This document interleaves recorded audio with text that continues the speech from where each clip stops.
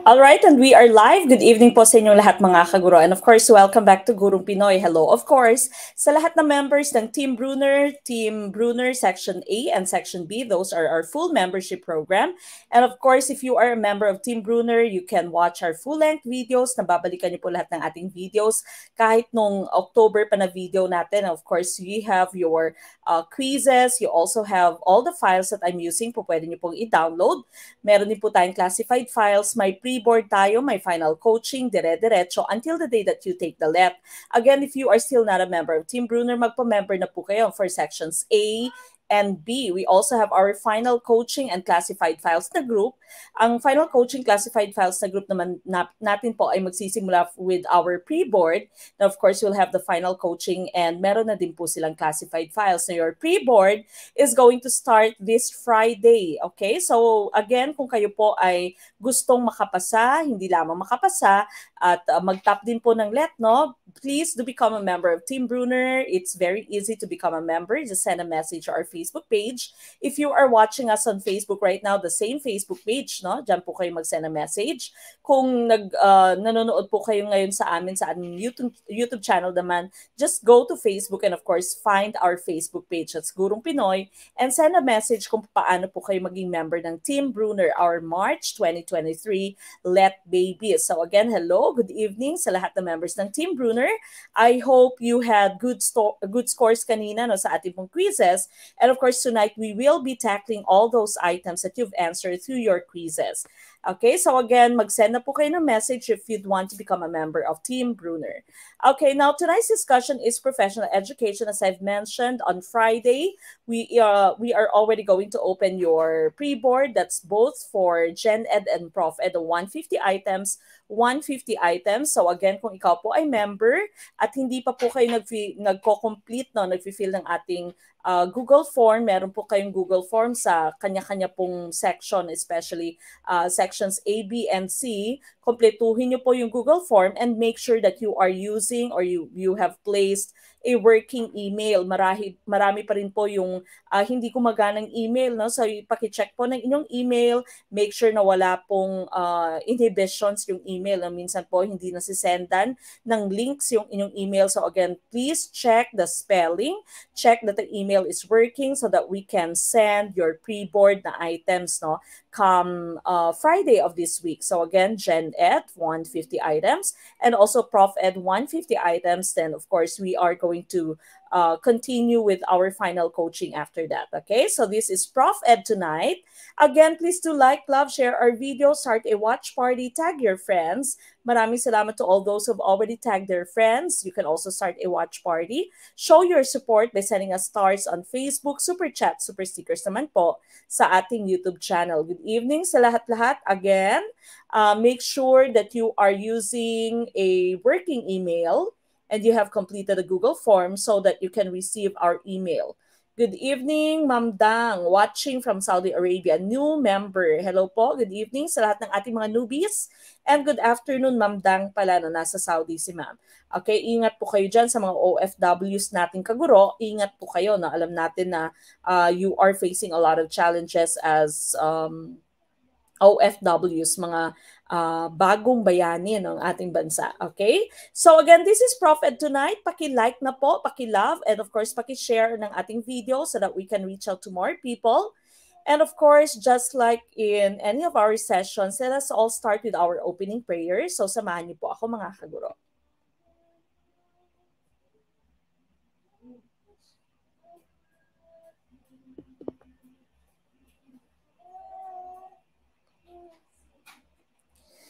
Dear Lord, I come to you to ask for your guidance and direction in this study session. I ask that the Holy Spirit fill me with strength, creativity, and understanding to get through my studies without difficulty or sin. Help me hold my focus and attention. Help me to retain all that I learned. Please make my mind sharp and keep distractions at bay. If any part of my studying is weak or lacking in some way, let it be revealed so that I may correct it. Thank you for this opportunity to learn. Amen.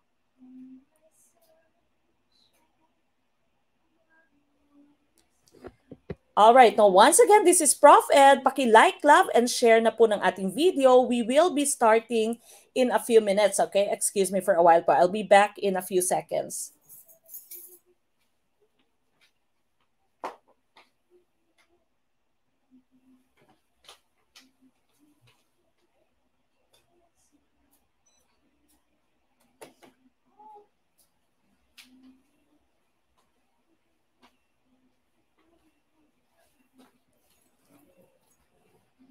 All right, paki-like na po again ng ating video. Let us all start with question number 1. Okay, number 1. A negative discrimination index means blank. Letter A, more from the lower group answers the test item correctly. Letter B, more from the upper group answer the test correctly. Letter C, the test item could not discriminate between the upper and the lower group. Or is it letter D, the test item has low reliability? What is your choice? Number 1, Ma'am Sharina Sangkaan. Good evening po. Okay, so kaway-kaway daw sa mga mag-uumpisa pa lang magbanat ng magsunog ng kilay, no? We only have a few more days left, no? So wag na po kayo mag-waste ng time. Please study all the classified files that I'm sending you, the actual let items from the previous let, no? Lahat po ng classified files natin. Pag-aralan niyo po lahat ng files about Rizal, pag-aralan lahat ng files about Prof Ed, pag-aralan lahat, no? Team Bruner, andyan po yan lahat sa ating pong group. Okay, I see a lot of letter A's for question number 1. Tumpak kaya karamihan or ligwakers kaya karamihan? Genocide kaya? Ang mangyari for question number 1, letter A. Negative discrimination index means the correct choice, of course, is letter A. More from the lower group answers the test item correctly. Meron daw iba wala ng kilay.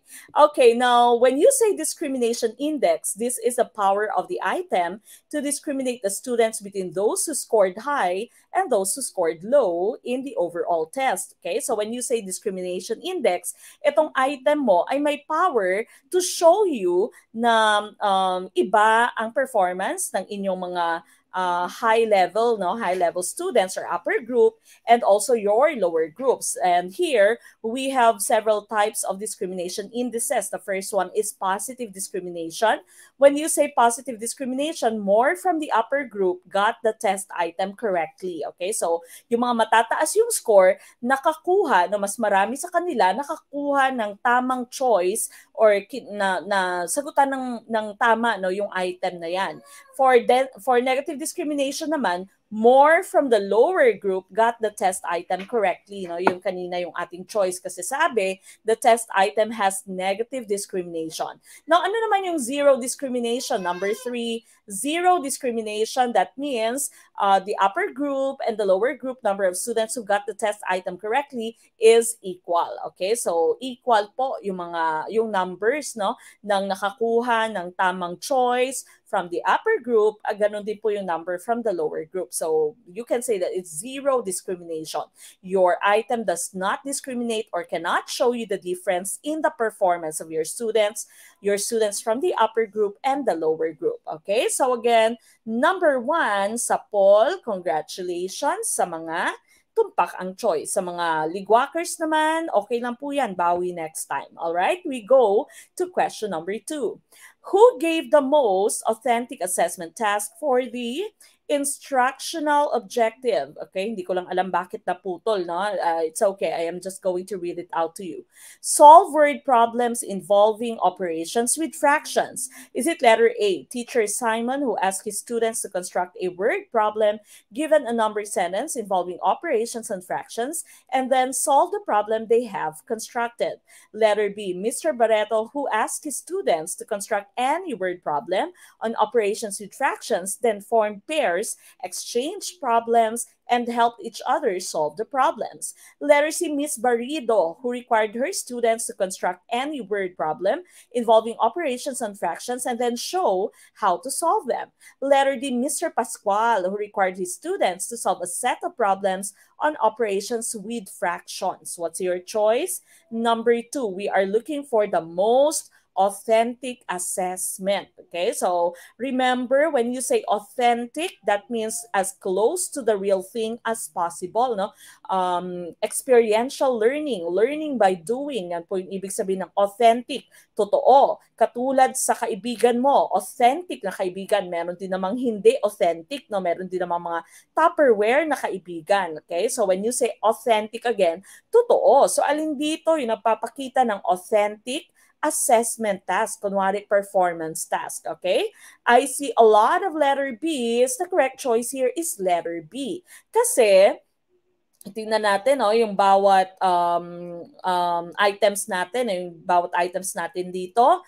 Yung pinaka-simple, no, pinaka-far from being authentic is letter D. Sabi kasi ng letter D, nag-require lang siya sa kanyang mga estudyante na isolve yung set of problems. Okay, so very traditional method of teaching. No? So binigyan lang niya ng problem set, solve all these problems. The next one that is least authentic would be letter C. Letter C naman, pinagawa niya ng word problem involving operations and fractions, pero siya yung nag-show kung paano ito isosolve. No? Siya together with the class ang nag-solve ng problem. Now, letter A mo, pwede na. No? So, kasi sabi ng letter A mo, pinagawa niya ng word problem, and then inask niya na kayo yung mag-solve ng problem. Okay? So, facilitator na lang siya. Pero yung pinakamaganda, pinakamainam dito would be letter B. Kasi sa letter B, nag-construct yung mga estudyante ng kanilang word problem,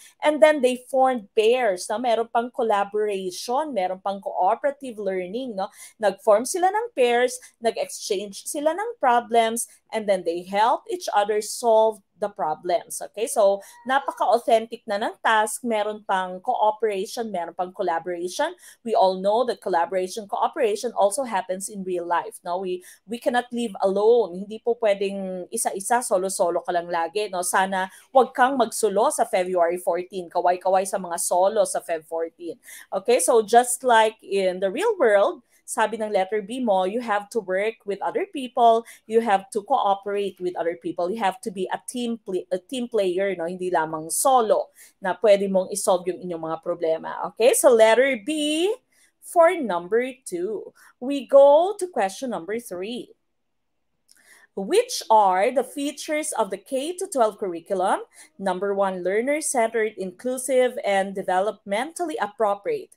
Number 2, relevant, responsive, and research-based. Number 3, gender and culture-sensitive. Number 4, contextualized and global. Is it letter A, 1, 2, 3, 4, all of this? Letter B, 1, 2, 3. Letter C, 2, 3, 4. Or letter D, 1, 2, 4. What's your choice? Aba, si Ma'am Erica. Sabi ni Ma'am Erica, magsulo ang mga single. Buti pa si Ma'am Erica taken. Sabi ni Sir Alcover Lauron sa inyo, we don't live in a vacuum. So, humabol po tayo sa Feb 14. Okay, next week na yun, no? Next Tuesday na ang Feb 14. Sana makahabol. Okay, I see a lot of letter A's for this item. We are looking for the features of your K-12 curriculum. Features of your K-12 curriculum. Of course, the correct choice here is all of this. It is learner-centered. It includes everyone, even those who have special needs. It's developmentally appropriate, kaya meron kang spiral curriculum. Of course, it is relevant, no? Dapat up-to-date pa yung inyong materials, yung inyong sources, responsive, whatever is the problem of the society, nagre-respond yung ating pong curriculum, and it is research-based, and of course, it's gender and culture sensitive. Multicultural na siya, no? Hindi siya biased. It is contextualized. Ginagawa yung mga lessons base sa konteksto, kung ano yung pinagdadaanan ng ating mga estudyante, no? Anong karanasan ng ating students, and it is also global. Okay, so because of course we know that the K-12 curriculum was built or was put up because the government wants all of us to become globally competitive. Okay? So para hindi naman tayo mahuli, hindi naman tayo maiwan sa ere no, kapag tayo ay nag-compete with the graduates from other nations. Okay? So letter A, 1, 2, 3, 4, ang tumpak na choice. Wow, sana all may afam, Ma'am Samia. May afam pa. All right, so number 3, that's all of the above. We go to number 4. What comprises the spiral approach in teaching math in K-12 curriculum? Letter A, teach algebra, geometry, and trigonometry in grades 8, 9, and 10 respectively. Letter B, give schools choice in teaching algebra, geometry, and trigonometry. Letter C, teach algebra, geometry, and trigonometry only to higher grades. Or letter D, progressively teach math concepts from grade 1 and continue to grade 10. What's your choice? Number 4, we are talking about your K-12. Okay, K-12 po yung ating pinag-uusapan at sabi pa, no, na-mention yung spiral approach. Okay, so spiral, progressive approach. Na-mention ko yata, no, meron akong hint na nasabi. Okay, number 4, there's a lot of letter D's in our comment box. And letter D is tumpak na progressively teach math concepts from grade 1 and continue to grade 10. That means nagbi-build upon yung knowledge ng inyong estudyante. You start from the easiest and you continue to the most, or you proceed with the most complicated. You start with the concrete, you continue to the most abstract. No? Sa ika nga ni Jerome Bruner, spiral curriculum. Okay, so letter D po ang ating tumpak na choice for number 4. Congratulations sa mga nakakuha ng tumpak na choice. All right, we go to question number 5. Emphasize on self-assessment. Teacher Jane applies this principle by blank. Letter A, preparing her students for higher order thinking questions. Letter B, requiring them scoring a project. Letter C, making her students check their own papers. Or letter D, motivating her students to set their personal learning goals and tracks their progress against that goal. Okay? Yung pinaka-hint mo sa number 5 is self-assessment. Okay, self-assessment. You are assessing yourself. Okay, you are checking, kumbaga, your own learning, your own thinking. It's more on metacognition. No? Sana po ay ginagawa nyo ito as you prepare for your upcoming licensure exam for teachers. Okay, it's very important that you know where you are right now. Hindi naman masyadong feeling, no? Huwag naman masyadong magyabang factor. Kahit alam mong medyo allergic ka sa math, iniisip mo na kampante ka at masasagot mo lahat ng math items natin, no? So, dapat alam mo ang inyong kakayahan para po alam mo ding i-address yung mga kailangan mong punan. Okay, so that's self-assessment. And of course, the correct choice here is letter D, motivating her students to set their personal learning goals and track their progress against that goal. Sila mismo yung nag-check na kanyang progress. Now, sabi ni Facebook user ba yun? O isa nating kaguro, dito tayo sa mahaba. Ayan na naman yung mga mahihilig sa mahaba. Sana all mahaba hanggang Feb 14. Okay, we go to question number 6. Based on the RA 10533, which are the objectives of the K-12 curriculum reform? Number 1, to provide sufficient time for mastery of concepts and skills. Number 2, to develop lifelong learners. Number 3, to prepare graduates for tertiary education, middle-level development, employment, and entrepreneurship. Is it letter A, 1, 2, 3, letter B, 2 and 3, letter C, 1 and 2, or letter D, 1 only? What's your choice?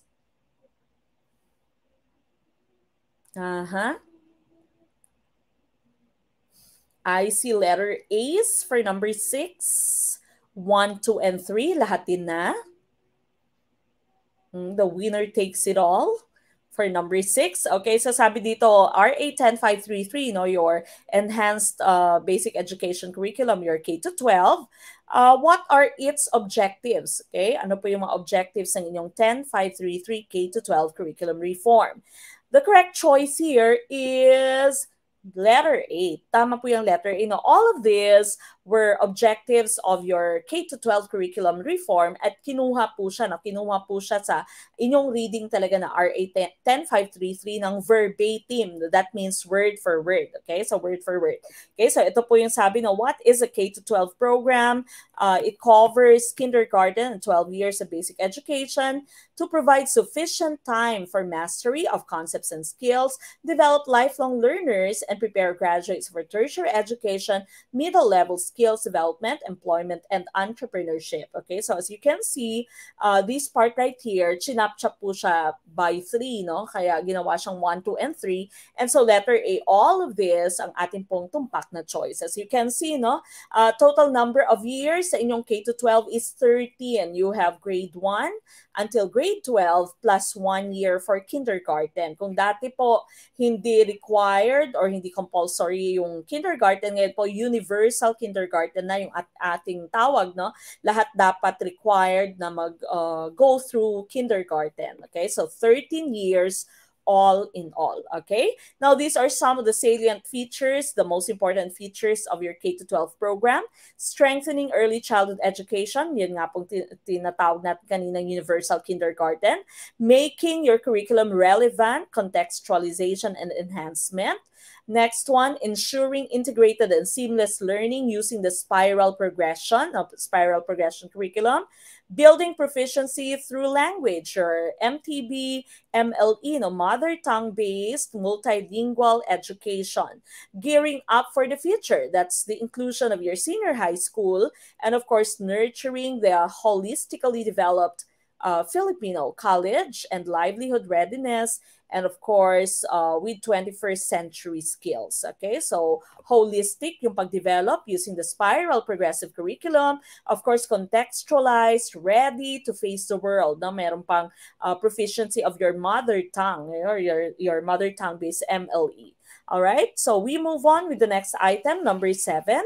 This program in public schools aim to provide additional subject to Arabic language and values education. This is letter A, Madrasah Education. Letter B, Arabic Emergent Reading. Letter C, Arabic Language and Islamic Values Education are alive. Or is it letter D, Language Enhancement and Pedagogy? Okay, what is your choice? Number 7. Assalamualaikum po sa lahat ng ating mga Muslim brothers and sisters. Good evening po. Alam na alam nila to. Okay, I see letter C sa ating comment box.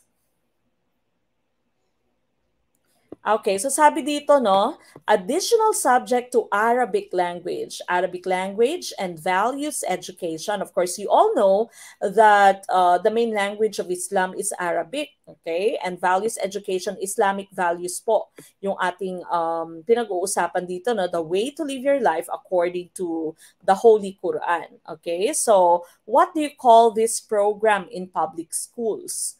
Okay, the correct choice here is letter C. Tama po yung letter C, Arabic Language and Islamic Values Education or ALIVE. Okay, so the Arabic Language and Islamic Values Education or ALIVE is a curriculum integrated into the K-12 curriculum of the Department of Education, primarily aimed to supplement the needs of the Muslim learners, not only in Muslim-dominated areas, but also throughout the country. Okay, so it supplements their learning of the Arabic language and also, of course, the values in Islam, Islamic values.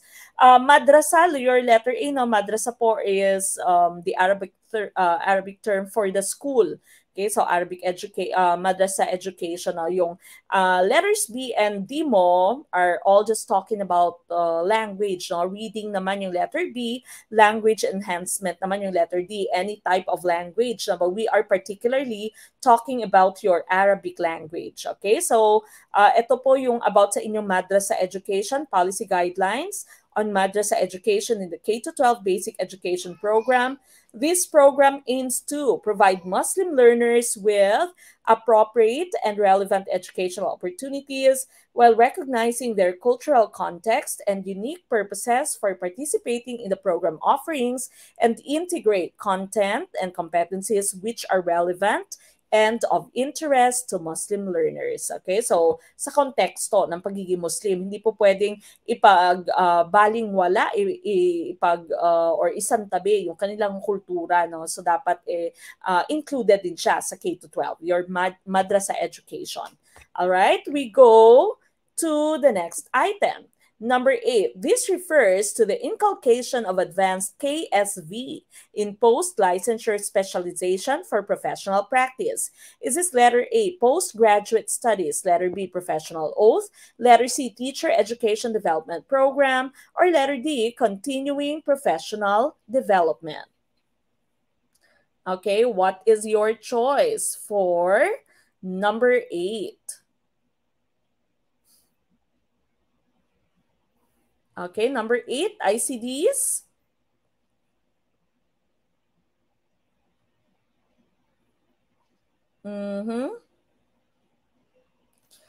Sir CB, John Paul Arellano III. The-miss ka namin, sir. Good evening, Ma'am Mek. Nakakamiss naman pakinggan boses mo.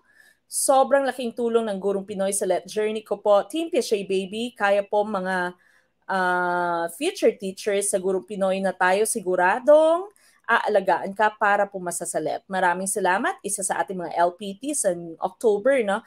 Si Sir John Paul Arellano III. Congratulations, and of course, na-miss ka po namin.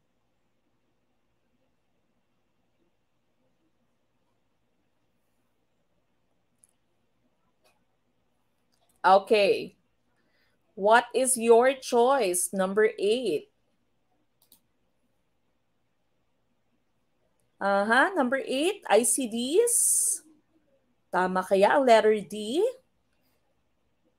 Okay, sabi dito, this refers to the inculcation of advanced KSV in post-licensure specialization for professional practice. Yung pinaka-hint mo dito is advanced KSV, no?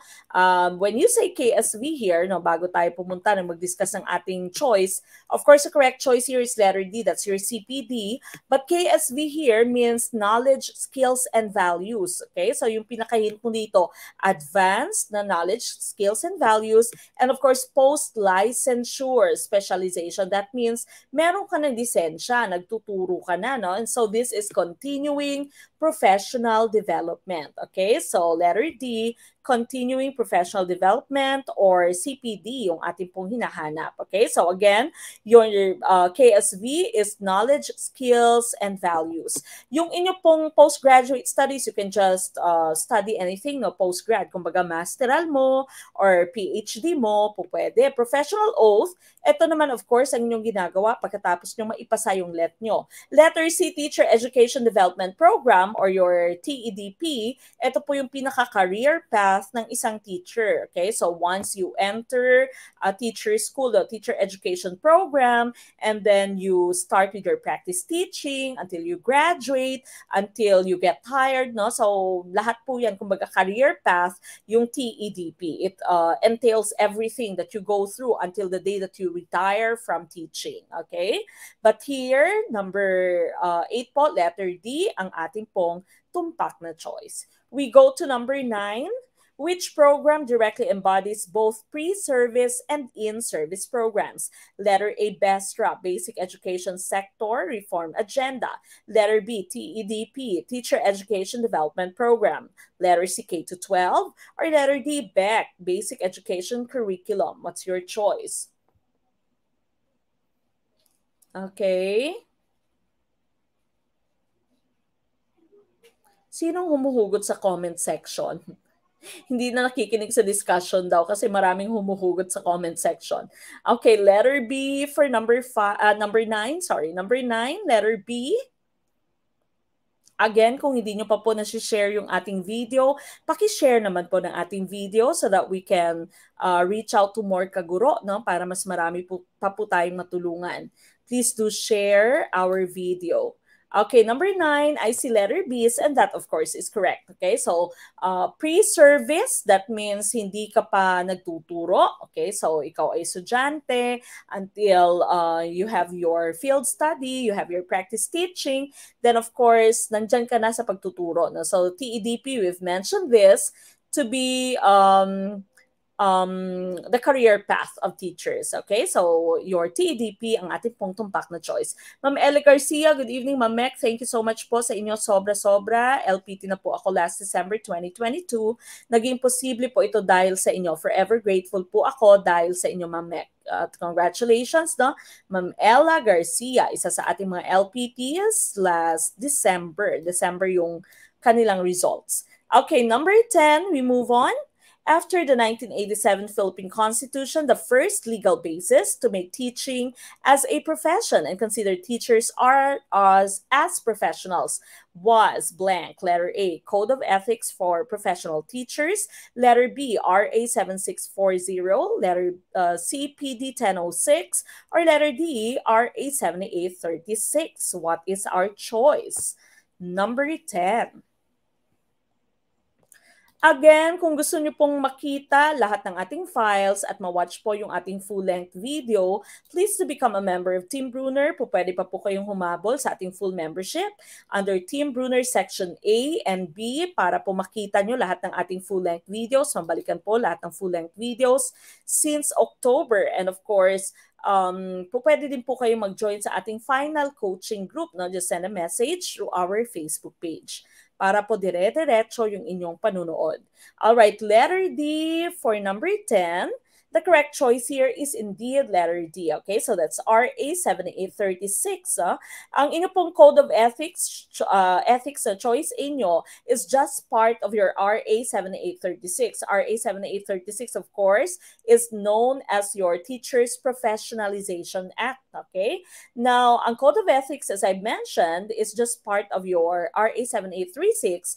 That's Article 11. Okay, now yung inyong RA 7640 naman, yung choice B mo, that's under NEDA, no? That's your Legislative Executive Development Advisory Council that shall constitute an effective advisory and consultative mechanism to ensure consistency in coordinating executive development planning and congressional budgeting. Pagbabudget po ito sa gobyerno, no? That's RA 7640 under your NEDA, okay? Or NEDA po, your LEDAC, yung tinatawag no, LEDAC under NEDA. Now, your PD 1006, yan po yung before your 7836, PD 1006, yung pinakauna. No? So, sabi dito, September 22nd, 1976, it provided for the professionalization of teachers, regulating their practice in the Philippines, and for other purposes. Kaya lang, yung pinaka-hint po dito sa number 10 is that it's after 1987. And so, you cannot choose PD 1006. Your right choice would be RA 7836. Okay? So, letter D, ang ating tumpak na choice. We go to question number 11. Two groups of scores have the same mean but different standard deviations. If Group A has a standard deviation of 1.5 and Group B has a standard deviation of 2.8, which of the following are true? Letter A, majority of the scores in Group B are clustered around the mean. Letter B, majority of the scores in Group A are clustered around the mean. Letter C, the scores of Group B are less dispersed. Or letter D, the scores in Group A have more variability than the scores in Group B. What is your choice for number 11?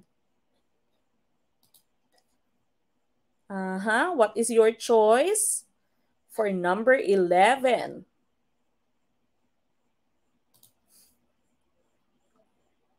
Okay, I see a lot of B's. Number 11? Tumpak kaya ito? Sabi dito, meron kang dalawang grupo. Parehas yung kanilang mean, no? That means parehas yung kanilang average, pero magkaiba yung kanilang standard deviation. Remember, ang inyo pong mean is the measure of central tendency, gaano ka-clump yung scores. Pero yung inyo namang standard deviation ay gaano ka-dispersed, gaano ka-kalat yung scores. Okay? So sabi dito, Ang Group A mo, standard deviation niya is 1.5. Ang Group B mo naman, standard deviation na is 2.8. That means mas mataas yung standard deviation or yung SD ng inyo pong Group B, and so mas kalat yung scores ng Group B. Okay? So sabi ng letter A mo, majority of the scores are clustered around the mean. It's false. Okay? Kasi mas mataas nga yung kanyang standard deviation. Letter B, majority of the scores in Group A are clustered around the mean. Yan po yung ating tumpak na choice, no? Letter C mo, the scores of Group B are less dispersed. It's ligwak kasi nga mas kalat siya, mas mataas yung kanyang standard deviation. Letter D, the scores in Group A have more variability. Hindi din po siya totoo dahil mas mababa ang SD ng inyong Group A kesa Group B. So mas mababa yung SD, mas clumped, mas malaki yung SD, mas dispersed yung scores. Okay, so letter B is tumpak. We go to number 12. A teacher decides to use performance-based assessment. What can you expect to happen in his classroom? Letter A, he will evaluate his students in a very objective manner. Letter B, he will evaluate his students through varied evidences of learning. Letter C, he will evaluate his students as they actually demonstrate their skills. Or letter D, he will evaluate his students within the class period. Okay, what's your choice? Number 12. Okay, again, if you are still not a member of Team Bruner, mag-uumpisa na po yung ating pre-board sa Friday, no? So make sure, again, if you're a member of Team Bruner, na nakapag-complete na po kayo ng ating Google form at tama po yung inyong email address para po nasisendan kayo ng ating links, no? By Friday, you will be receiving your links for pre-board, both Gen Ed and Prof Ed with 150 questions each. Okay, so if you are still not a member of Team Bruner, send a message through our Facebook page.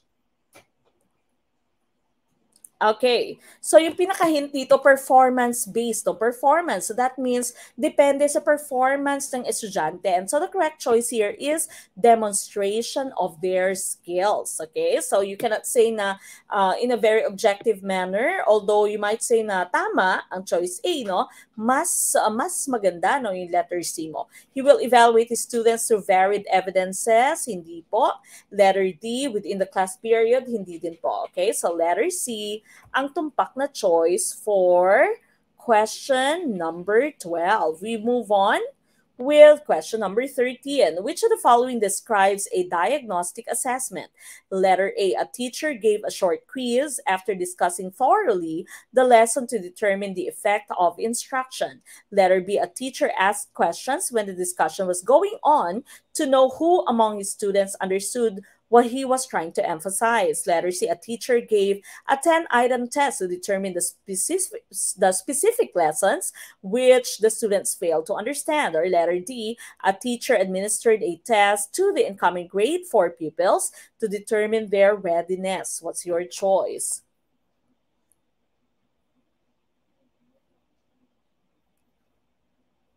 Okay, what's your choice? Question number 13. Number 13. Ano po ang ating tumpak na choice? Okay? Again, please put your choice in your comment box. Okay, 13, ICDs. Tama kaya ang letter D for number 13? Okay, we are looking for diagnostic test. No? As you all know, your diagnostic test is a means for you to know the strengths